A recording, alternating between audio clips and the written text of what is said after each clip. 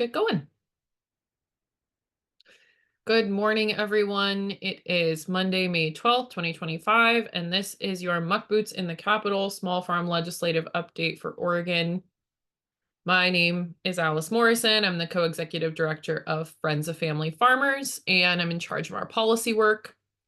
And we're going to be given some updates on where we are in the state legislative session here in Oregon. Today, we're going to cover our priority areas. And then the big thing on our minds this week is the budget. So we're going to talk a little bit more about that. And then we're going to look ahead at what we have left for the just over a month left in the session and talk about what's next. So our two FOF priority areas, of course, are meat processing and small farm water access. And the state meat inspection bill that we're running is HB 2164. And we don't have a ton of updates on this at this particular moment, but there are about to be a lot of updates on this. So the contents of the bill essentially is to add 2 FTE phased in over the next biennium for the state meat inspection program for inspector roles specifically. There's currently no dedicated FTE for this role at the department, and we want to make sure that as this program ramps up, that it's able to deliver on all the promises that we and the department have made over the course of the last 5 years during the institution and scaling of this program to help meet the need for processing options for small and independent farmers across the state. The fiscal is about $275,000 per biennium, and the fiscal impact statement attached to this bill in the Oregon Legislative Information System, or OLIS, covers both the 2025 to 27 biennium and 27 to 29 biennium. So you can see both of those listed there. All right, so where this one has been, yeah, we have not been having to do very much active public work on this bill since early February. We were very happy to have this bill gain some very early support thanks to leadership from the co-chairs of the House Ag Committee. We had a hearing very early in the session. Really grateful to everyone who contributed testimony and who showed up for that hearing. It passed unanimously out of the House Ag Committee way back in February and was referred to Ways and Means because it needs general funds, because it needs dollars from the state, and it sits there now.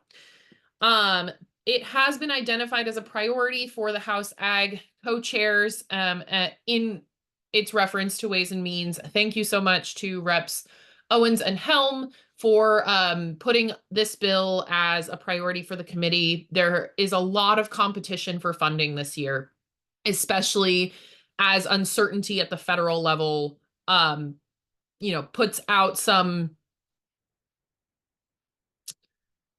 contentious rhetoric out there about whether or not there will be funding to go around. Having really strong champions on this topic is so important, and we're very grateful for the support of all of the representatives and senators who've weighed in on this topic.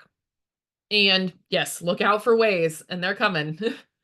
But the most exciting thing I have to talk to you about today is HB 3372, the Commercial Garden Small Farm Water Access Domestic Well Bill. That's a lot of words all at once, but what is the bill as it stands right now? The -5 amendment replaced the placeholder language way back on April 9th, and since then, there have been further amendments, which we'll talk about at the end of this slide here, but it's still the bill as it stands. You can maintain the ability to water a half-acre garden that is currently allowed under law, but it would allow you to use that half acre for commercial gardening in part or whole, whatever proportions you decide, and impose a 3,000 gallon per day limit on water use for that half acre of irrigated ground. So that's the baseline of the bill is you're allowed to grow whatever you want for whatever purpose on the half acre with a gallon limit of 3,000 gallons per day. And whatever you use for irrigation up to that 3,000 gallons plus the other commercial use you have on the property has to equal the current commercial allocation of 5,000 gallons per day.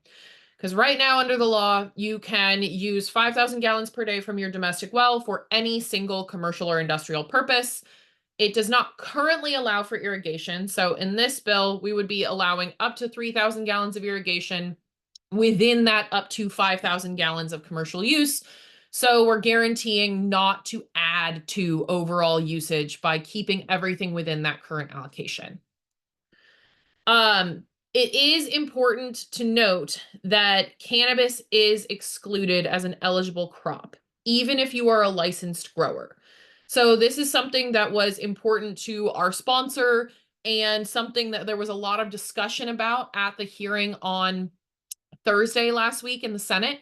But the -7 amendment and later the -11 amendment both clarified that licensed industrial hemp growers can use this exemption, but if you're growing for like marijuana cannabis purposes that has THC and CBD content, and that's the purpose of growing, even if you're a licensed grower, this is not a legal water source for your OLCC permit. So you can still do those things if you have an exempt system like rainwater catchment or something like that, or if you have a water right, or if you're on city water. But you can't use this domestic well exemption as your legal source of water for your OLCC permit to grow cannabis in the state.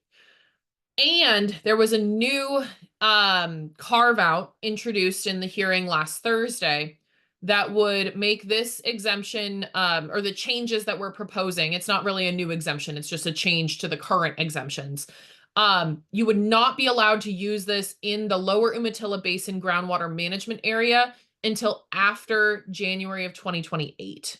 So the sponsor introduced this amendment at the request of the Morrow Soil and Water Conservation District, because they are very active with DEQ and the Ag Water Quality Program and all those folks who are trying to remediate the nitrate contamination in that groundwater management area right now.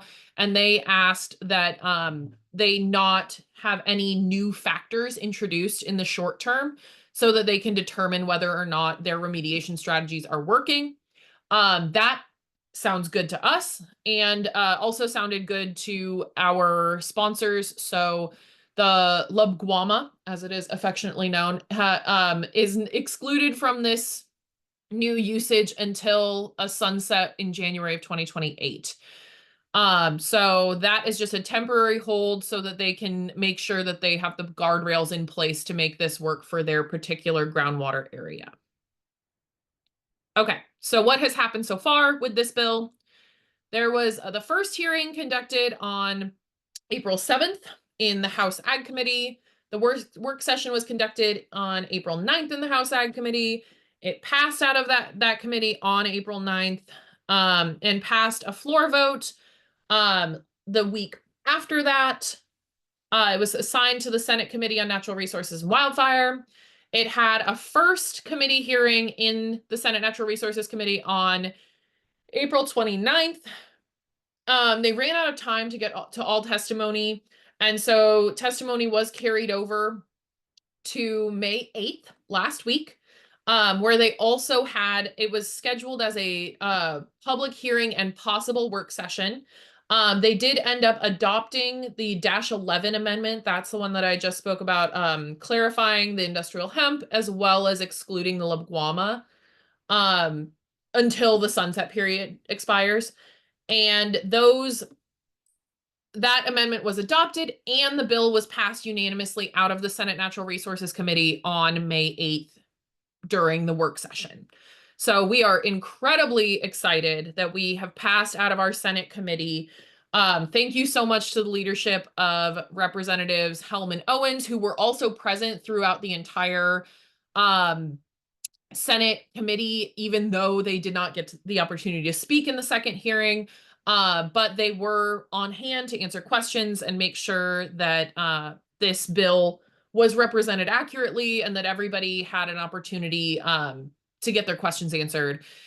And we're really, really grateful for the leadership that they've shown and grateful to the Senate committee for really hearing the purpose of this bill and getting behind it.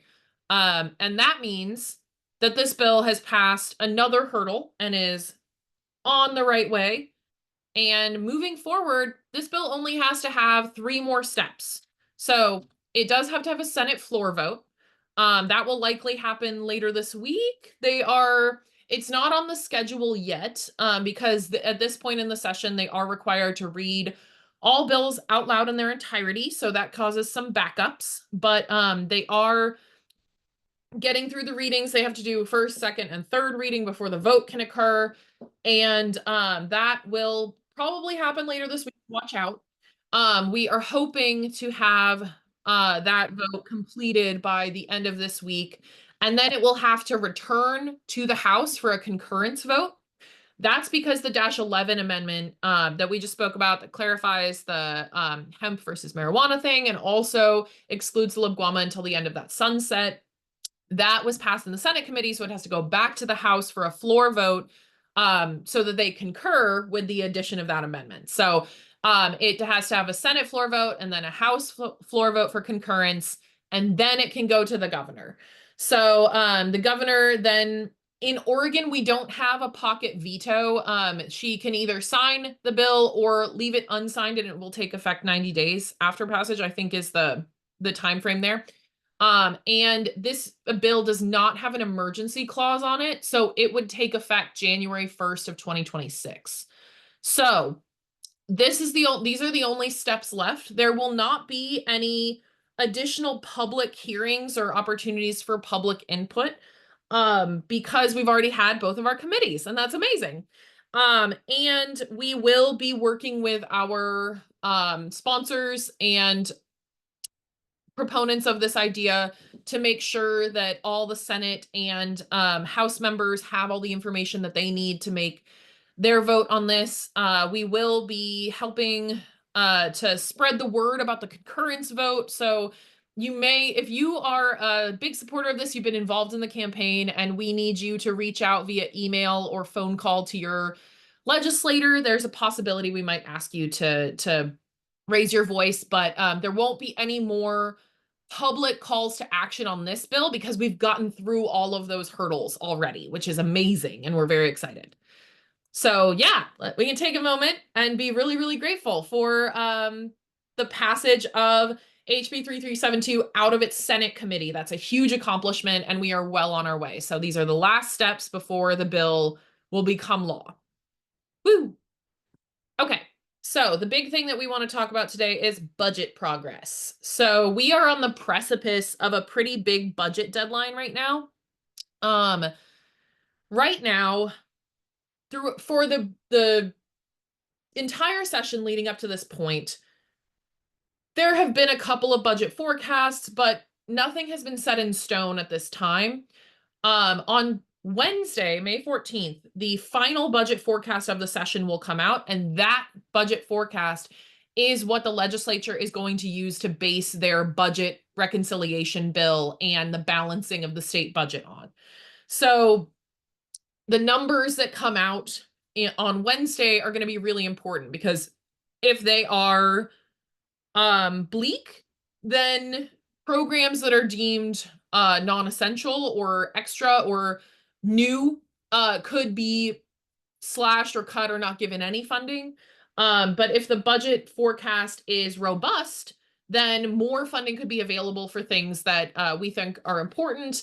Not that any of our programs, we know that in community food systems, these investments are not in any way non-essential, and that all of the investments that we're talking about recirculate money in rural and agricultural communities and raise all boats with a rising tide of community food systems. But when we look at the state budget, we're in this space where we're about to have some more definitive answers. And so we wanted to highlight some of our small farm budget priorities, including beyond our meat processing bill, our second highest priority is HB 2979, which is the renewal of the local food system resilience grant funds housed at OCFSN and the Oregon Farmers Market Association. And these are for farmers and small farms and ranches, food hubs, and farmers markets. So this passed out of the House Ag Committee in February with unanimous support. Thank you so much to all the members of that committee who see the value of this program. Really great public hearing, and thank you to everyone who has raised your voice on this issue. I know some of you all out there have also been attending legislator meetings with the coalition. It is now sitting in Ways and Means and has been identified, just like our bill, the meat processing bill has been identified as a priority on the short list from the House Ag Committee.